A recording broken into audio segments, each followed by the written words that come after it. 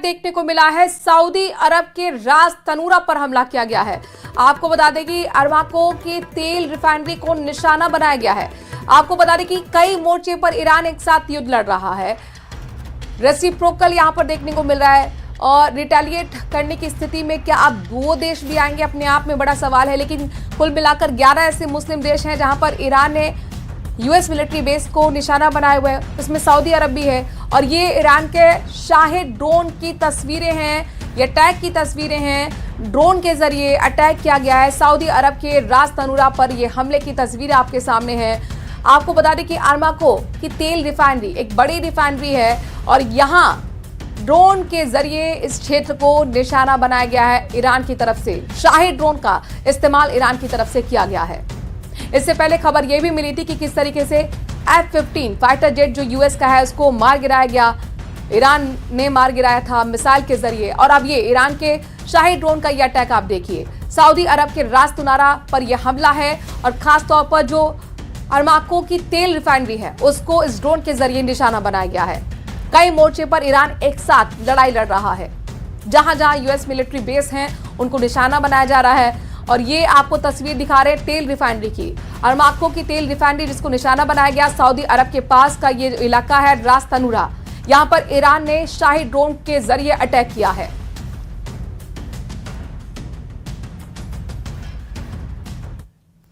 America और Israel ने Iran पर हमला करके दुनिया को युद्ध में झोंक दिया है, क्योंकि ईरान ने 12 देशों को मिसाइल धमाकों से वॉर जोन बना दिया है। एशिया महाद्वीप में भड़का यह युद्ध तेजी से दूसरे महाद्वीप में फैलने लगा है। एक वॉर जोन तो ऐसा एक्टिव हो गया है जहां अमेरिका सबसे भयानक युद्ध में फंस गया है। Islamic Revolutionary Guard, the armed forces, and all of the police, I say tonight that you must lay down your weapons and have complete immunity, or in the alternative, face certain death.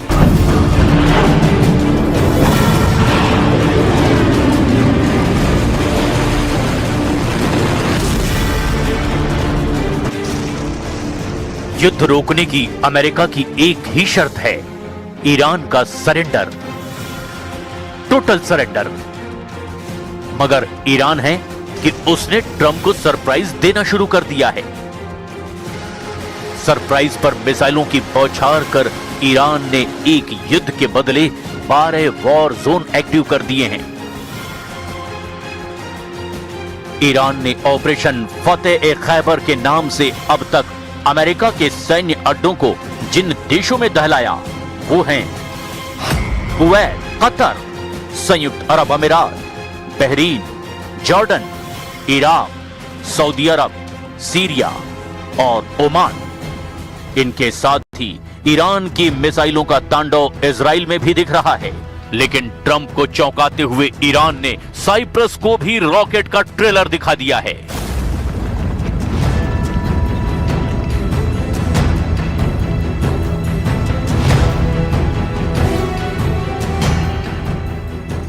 बारह देशों में बारूद का बवंडर उठ रहा है।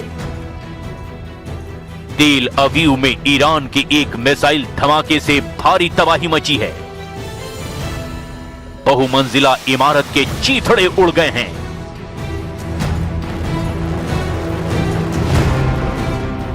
Concrete की मोटी दीवार चकनाचूर हो गई है। ईरान की मिसाइलों की मार घातक होती जा रही है। ईरान ने इसके बाद ऐलान कर दिया कि हमलों को असल धार तो अब इसके बाद दी जाएगी। मतलब विस्फोट ज्यादा विनाशकारी होंगे, ज्यादा हाहाकारी होंगे।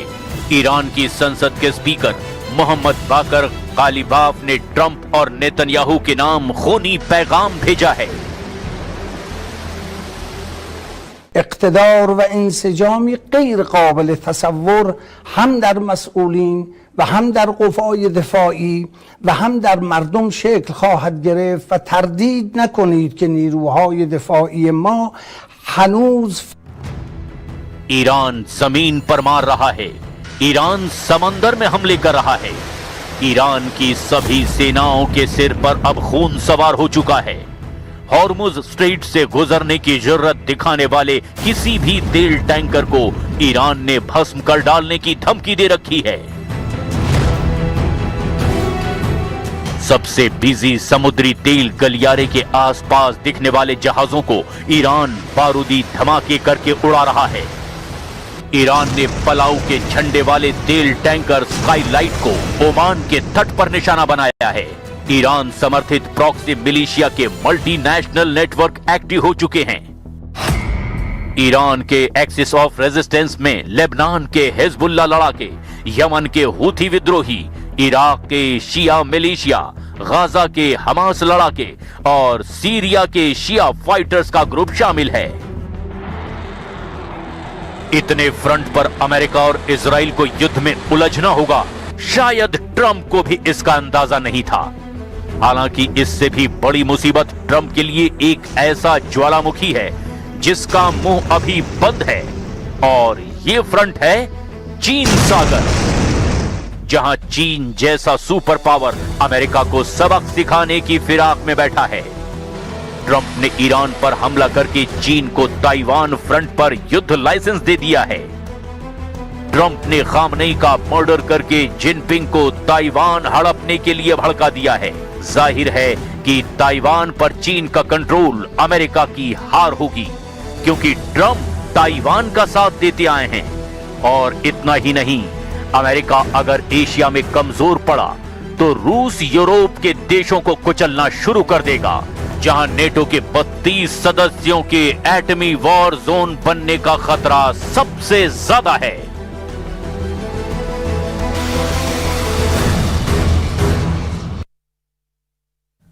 और इस वक्त की बहुत बड़ी खबर आपको बताते हैं कि चीन ने खामनेई की हत्या की कड़ी निंदा की है। चीन ने सैन्य कार्रवाई तुरंत रोकने की अपील भी की।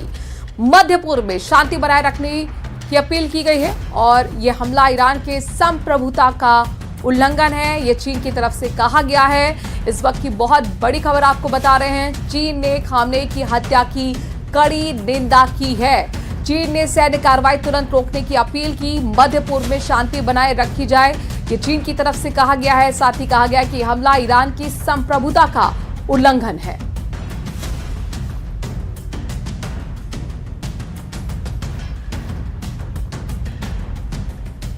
मध्य पूर्व में जिस तरीके से धमाके हो रहे हैं, युद्ध कई मोर्चे पर लड़े जा रहे हैं, चीन का ये रिएक्शन, चीन का ये बयान काफी महत्वपूर्ण हो जाता है, जो कि ईरान को समर्थन चीन देता रहा है, एक अच्छा दोस्त रहा है, रूस अच्छा दोस्त रहा है, और चीन की तरफ से कहा गया है कि तुरंत सैन्य कार्रवाई रोकी जाए, मध्य पूर्व में शांति बनाए रखी जाए, और साथ ही ईरान की संप्रभुता का उल्लंघन इस हमले को उसने बताया है।